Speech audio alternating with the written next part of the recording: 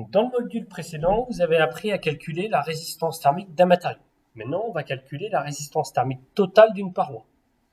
Donc, la formule est la suivante. R pour une paroi est égal à 1 sur HI plus somme des E sur lambda plus 1 sur HE. Alors, je vais vous expliquer chacun des termes. Donc, je vais prendre un exemple, ce sera plus parlant. Je vais prendre une paroi constituée de plusieurs matériaux. Je prends une paroi classique, décrite, que je vais vous décrire de l'extérieur vers l'intérieur. Donc, je commence par un enduit ciment.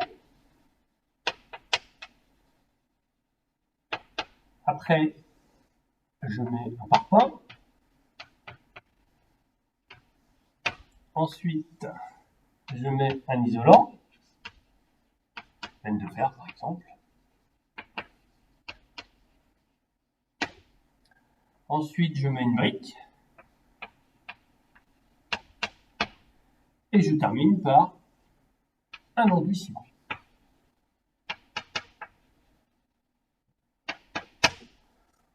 Voilà le descriptif de la paroi dont je veux trouver la résistance thermique. Et donc, pour chacun de ces 5 matériaux, parce que j'ai 5 matériaux qui constituent ma paroi, je vais calculer la résistance thermique. Donc, je vais utiliser la même formule que vous avez utilisée précédemment, c'est-à-dire l'épaisseur en mètres divisé par lambda. Et ça, pour chacun des matériaux. Donc, si j'appelle E1 l'épaisseur du enduit ciment, divisé par sa conductivité thermique, lambda 1, je fais la même chose pour le parpaing, pour l'isolant, pour la brique, et je termine par l'enduit feutre.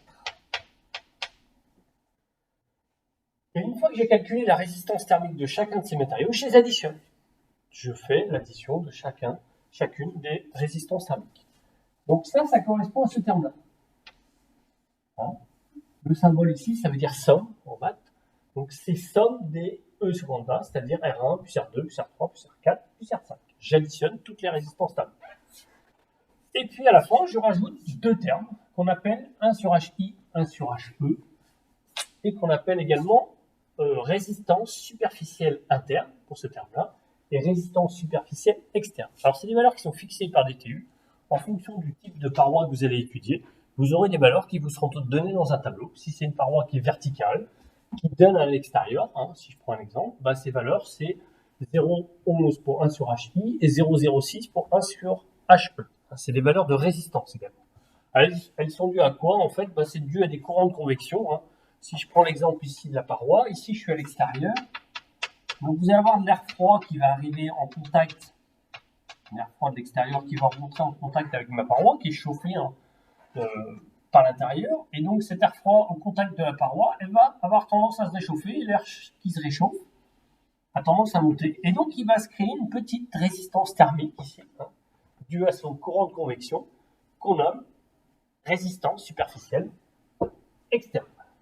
Et à l'intérieur, vous avez la même chose, mais un peu dans l'autre sens, c'est-à-dire qu'ici, vous allez avoir de l'air chaud qui se trouve dans la pièce, qui va rentrer en contact avec une paroi qui donne à l'extérieur, qui est un peu fraîche.